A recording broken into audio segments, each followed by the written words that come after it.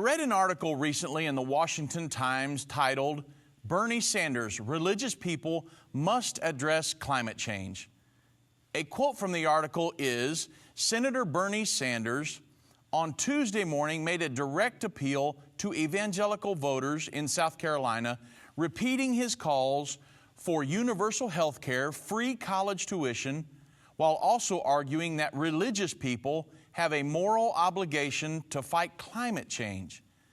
As religious people, we've got to receive and understand that we do not have the right to destroy God's earth, he said.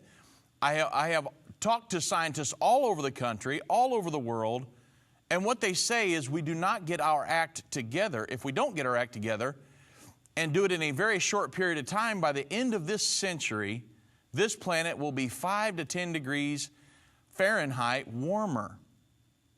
So each of these statements by Mr. Sanders simply illuminates the fact where he stands concerning world government. First of all, his call for universal health care and free college tuition are both socialistic principles, which is at the very core of the United Nations belief system. The United Nations was established to be a socialistic world governing entity. Secondly, climate change is easily proven to be a hoax.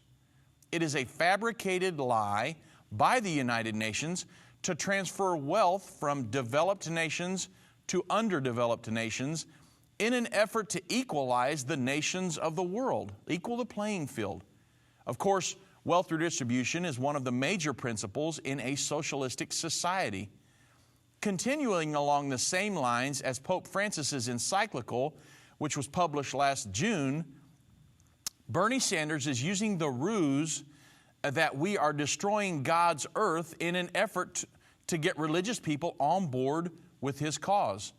So what is Mr. Sanders really trying to accomplish?